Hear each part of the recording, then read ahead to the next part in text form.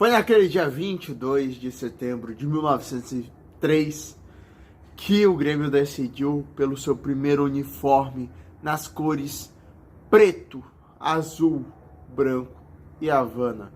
Já já falaremos sobre isso, mas antes peço que você se inscreva no canal, deixe o seu like e vamos contar aí sobre a segunda reunião da história do Grêmio, que definiu não só as obrigações dos sócios, mas também as cores e o estilo do primeiro uniforme do tricolor gaúcho. Sim, muita história contaremos aqui nesse quadro, Grêmio 120 anos de glória. Na verdade, toda a história do Grêmio contaremos nesse quadro. Já é a terceira vez que eu tento gravar esse episódio, espero que dessa vez dê certo. Tirei até o microfone porque falhou 2 vezes, pelo amor de Deus, não vai falar a terceira. E nós também não vamos falhar em gravar todo dia alguma parte da história até o dia 15 de setembro, onde festejaremos, sim, finalmente os 120 anos de glória do imortal tricolor. Assim, no dia 22 de setembro foi votado pelas cores do Grêmio, seriam essas 4 que citei logo no início do vídeo. E o Cândido Dias quis implementar, para quem não sabe quem é o Cândido Dias, tem que olhar o primeiro episódio, porque eu expliquei lá quem é o Cândido Dias e que foi ele o grande responsável pelo surgimento do Grêmio. Então, volta lá no primeiro episódio, todos os episódios é uma sequência atrás da outra, e aí a gente vai até o dia 15 de setembro contando a história do Grêmio. Então, volta no primeiro episódio, que é bem importante. E cara, o Cândido Dias queria que o uniforme do Grêmio fosse em 3 cores: preto, branco e vermelho. Sim, o Grêmio poderia ser vermelho. A maior cor do seu arquirrival poderia ser a cor do Grêmio. O Grêmio poderia estar vestindo vermelho hoje, se fosse pela vontade do Cândido Dias, já que o São Paulo, o Esporte Clube São Paulo, que era o clube que o Cândido Dias torcia, ele era dessa cor. Só que o Cândido Dias foi vencido por 4 votos de diferença entre os associados. Os primeiros associados do Grêmio venceram ele por 4 votos de diferença e decidiram botar o Havana em vez de colocar o vermelho. Ou seja, o Grêmio poderia ser azul, preto, branco e vermelho, cara. Olha que loucura seria esse time com essa cor. Mas, graças a Deus, foi voto vencido o Cândido, que ficou muito chateado com isso, e de tão chateado e desapontado com essa situação, resolveu deixar o seu cargo de primeiro guarda de esportes, tipo um diretor esportivo, como se fosse hoje em dia. E ele abandonou esse cargo, disse: eu não quero mais, já que vocês não querem as cores que eu quero, não quero mais. Foi definido também nessa segunda reunião que a sede do Grêmio seria na casa, na República do Cândido Dias com o Joaquim Ribeiro. Então, nessa casa foi definida como sede do Grêmio. E aí o Grêmio foi com um uniforme que está detalhado aqui no livro, que eu uso de inspiração para sua primeira pose oficial, já que o Grêmio era uma do que havia mais de moderno na época no Rio Grande do Sul. Seria levado pelo estado do Rio Grande do Sul para uma feira lá nos Estados Unidos, Sante não sei o que, em Louisiana, nos Estados Unidos. O Grêmio foi para a exposição lá com a foto do clube do Grêmio, com o que mais de moderno tinha na época no Rio Grande do Sul. E sim, como que era esse fardamento que o Grêmio, que os gremistas viram, né, no jornal inglês, ou seja, um jornal inglês veio, os gremistas olharam: caraca, a gente não pode jogar de terno e de calça, a gente precisa do uniforme. Se os primeiros gremistas jogavam de terno e de calça, cara, eles não jogavam tipo de calção, era calça e botina, ou seja, eles pareciam que iam para uma audiência, mas na verdade iam jogar futebol. E aí nessa reunião foi definido: não, a gente precisa do uniforme, a gente tem que jogar de calção, a gente não pode jogar de calça. Qual é a lógica de jogar de calça? Até mesmo que a gente não sabia muito bem as regras no começo, então tudo era muito novo. E esses caras definiram por o uniforme do Grêmio ser da seguinte forma: boné preto, camisa listrada azul e Havana, com colarinho deitado, gravata branca regata, faixa branca na cintura com 15 centímetros de largura na frente e 10 centímetros de largura atrás. Não começa a maliciar aqui não, que era só a faixa. Não vem com frescura pra cá não. Calções pretos, meias pretas e botinas claras. Então esse era o primeiro uniforme do Grêmio, que não durou muito tempo, Logo a cor Havana foi tirado, logo no início de 1904, o Grêmio jogou, se eu não estou enganado, 2 ou 3 jogos com esse uniforme relatado. Pousou para a primeira foto oficial, foi para o exterior essa foto, né, com o governo do estado, mas o Grêmio logo mudou, logo tirou a cor Havana do uniforme e deixou só a cor azul, preto e branco, que até hoje é tradicional. Então o Grêmio, depois dessas cores, botou 3 caras para irem atrás do novo uniforme do Grêmio, 3 sócios fundadores.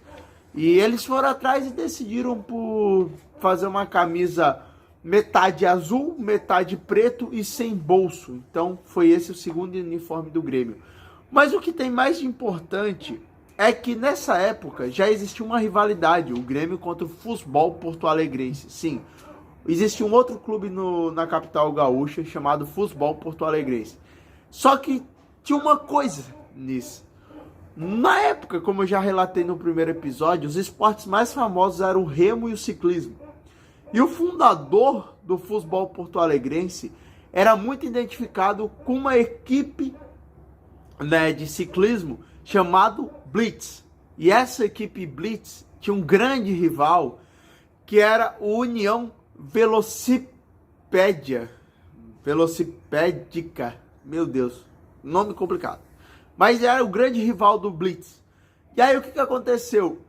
Por esse clube ser grande rival do Blitz, muita gente do União começou a se associar no Grêmio. Sim, porque se a gente é rival no ciclismo, vamos ser rival nesse novo esporte chamado futebol, né? E foi assim que então a primeira grande rivalidade do Grêmio surgiu logo no ano de fundação. Grêmio contra o Futebol Porto-Alegrense.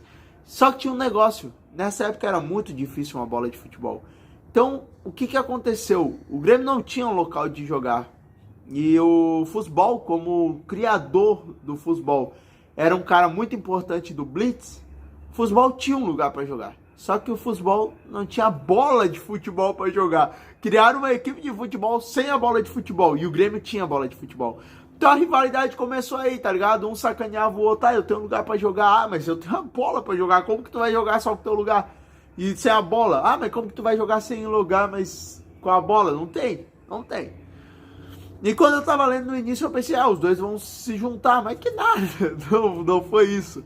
O que aconteceu foi que o capitão desse time chegou no dia 18 de novembro de 1903, numa das assembleias do Grêmio, e propôs, então, um confronto entre Grêmio e Futebol Porto-Alegrense, valendo um título, onde um gerente de um banco, esse jogo eu vou contar no próximo episódio de amanhã, eu vou contar sobre o primeiro título do Grêmio, se o Grêmio venceu esse torneio, e com regras bem diferentes de como era hoje, com um futebol bem diferente do que era hoje e tudo mais. Mas o Grêmio, importante é que o Grêmio conquistou seu primeiro título de história logo no primeiro ano de fundação. Em 1904, não tinha completado um ano, já tinha um título valendo coisas. Um gerente do banco até ofereceu as taças e as medalhas para os campeões, né? Valia o Von Press e o Wall Press. Esses dois torneios, porque existia um torneio para o time titular e o torneio para um time reserva. Sim, não existia substituição nessa época. Pelo livro, substituição começou a ser permitida no futebol mundial em 1970. Então, muitos anos mais tarde que começou a ser permitido as substituições. Antes quem entrava eram os 11 iniciais até o final e já era. Não importa o que acontecesse os 11 iniciais. E foi assim, então, que o Grêmio marcou, sim, para março de 1904, contra o Futebol, o primeiro jogo da equipe do Grêmio. E a partir disso, os jogadores do Grêmio começaram a treinar com um objetivo claro. O objetivo de vencer o Futebol e se tornar o campeão, o primeiro campeão de Porto Alegre. Para treinar, o Futebol falou com um cara de Porto Alegre que criou tipo uma bola assim para eles jogarem futebol e irem treinando. Só que não era exatamente uma bola, ela não era circular igual uma bola de futebol. Ela tinha meio que umas ondulações toda errada e o apelido dessa bola era Ameixa. Tão errado que ela era, o apelido dela era Ameixa. Foi com isso que o futebol treinou para jogar contra o Grêmio.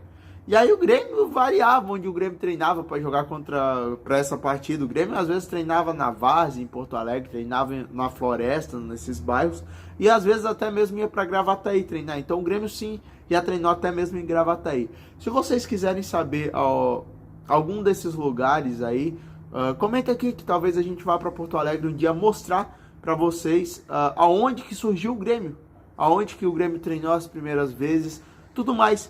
Tudo isso a gente pode fazer. E por isso um dos motivos que eu vim aqui para o Rio Grande do Sul, para poder mostrar a história também do Grêmio. E foi assim, o Grêmio começou a treinar para a primeira partida. Nesse dia 22 também foi decidido que os sócios teriam que pagar R$2.000 por mês, em torno de R$250 atualmente. E quem não pagasse ia ser, na hora, assim, excluído, não ia poder mais voltar, ou seja, não pagou esses R$2.000, tá excluído. Outra coisa, era um sistema rígido vindo dos alemães, né? Sempre foram descendentes de alemão os fundadores do Grêmio. Então, nesse sistema rígido, além de ter que obrigatoriamente que pagar esses R$2.000, era obrigatório para entrar no Grêmio tu ser convidado por um dos sócios que já eram do Grêmio. E além de ser convidado, tinha que ter uma votação para tu, se caso aprovado, entrasse no Grêmio. E aí, após entrar no Grêmio, tu teria que começar a pagar esses R$2.000. E, cara, o benefício na época era basicamente nenhum. Era tu poder estar ali no meio da galera para jogar uma bola que ninguém sabia ao certo para o que servia. E era em torno de 250 o que seria hoje em dia. Então era um valor bem expressivo. Até para tu virar sócio hoje no Grêmio é mais barato. Então era um valor bem expressivo para um retorno de quase nada. Quase nada, mais ou menos. A gente sabe que entre essas pessoas de classe mais alta existe esse negócio de business, né? Tu vai lá, mas é pra jogar, mas não é pra jogar, é pra tu tá ali no meio daquela galera, fazer negócios e tudo mais. Então, basicamente, era isso as regras do Grêmio. O Grêmio tinha que pagar 250, cada sócio tinha que pagar R$2.000 por mês. O Grêmio passou 1903, de setembro até, na verdade, de setembro de 1903 até março de 1904, sem jogar nenhum jogo, apenas ia aos domingos treinar entre si e tudo mais, nesses lugares variados, que o Grêmio não tinha uma sede, tinha a sede do Grêmio, mas não tinha uma sede estádio fixo. Então o Grêmio jogava por vários cantos e fazia o que tinha que fazer, que era treinar para essa partida de março de 1904, que foi a primeira, e o primeiro torneio que o Grêmio disputou, né? Lembrando, vou contar disso amanhã. Então foi basicamente isso que foi decidido no primeiro ano inteiro do Grêmio. Vocês têm que pagar R$2.000, o uniforme é tal, e a gente vai jogar em março de 1904, nossa primeira partida. E vamos ver o que vai acontecer. Foi assim que o Grêmio surgiu, né? E se tornou essa máquina que o Grêmio é hoje em dia. Então peço a todos que se inscrevam no canal, chame a galera para assistir sobre a história do Grêmio, que até 15 de setembro de 2023 a gente conta toda a história do Grêmio, 120 anos de glória desse tricolor. Então é isso, um abraço, até o próximo vídeo, valeu, é nóis, tchau, até amanhã.